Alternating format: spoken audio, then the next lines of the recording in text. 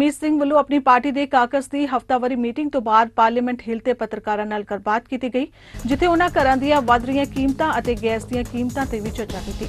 ਨਾਲ ਹੀ ਜਗਮੀਤ ਸਿੰਘ ਵੱਲੋਂ 2020 ਚ ਨੋਵਾ ਸਕੋਸ਼ੀਆ ਗੋਲੀਬਾਰੀ ਦੀ ਆਰਸੀਐਮਪੀ ਦੀ ਜਾਂਚ ਵਿੱਚ ਕਥਿਤ ਦਖਲਅੰਦਾਜ਼ੀ ਦੀਆਂ ਰਿਪੋਰਟਾਂ ਤੇ ਵੀ ਗੱਲਬਾਤ ਕੀਤੀ ਗਈ। I want to start off by talking about the inflation. Right now, it has risen to the highest rate since 1983.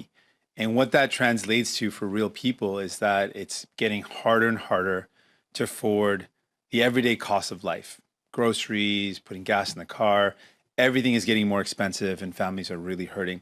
And we've seen the reports from Canadians that 1 in 4 are going hungry, literally can't afford enough to feed themselves. That 1 in 4 are going to lose their homes if interest rates continue to rise. So we've got a real serious trouble on our hands and people need help.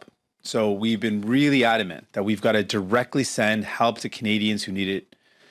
Families, working people, working families, they need help. They need some relief.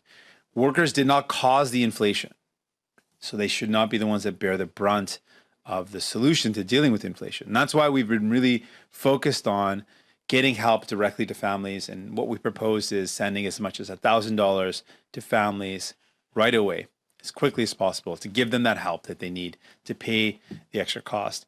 Our proposal is one that will not increase inflation. It's about redistributing the windfalls in the system, the GST windfall that the government has right now as a result of the inflation. We can redistribute that back through a GST tax credit that's increased for families by doubling it. We know that families are in need of help, and we can increase the Canada child benefit by $500, directly sending help to families. This is something that I brought up with the Prime Minister, and I said, this is something we need to do. We need to help people to lessen the burden on their shoulders, to help them out in this time. And I'll continue to push for and fight for help for people now who are hurting because of the cost of living going up.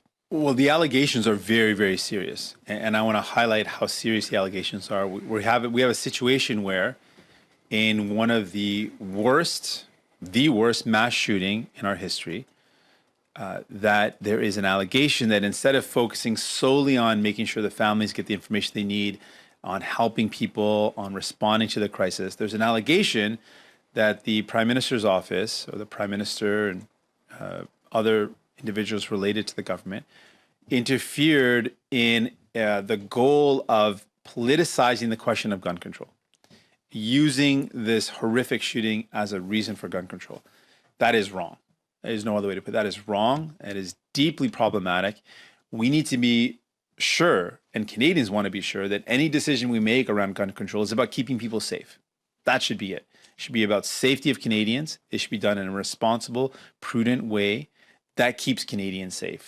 That should be the goal. There should never be any question that decisions are being made politically for a wedge or a political advantage. And it should never be the case, and I can't believe I'm actually saying these words, that a mass shooting would be in any way used for a political wedge. And that's the allegation that we're dealing with, and that is deeply troubling.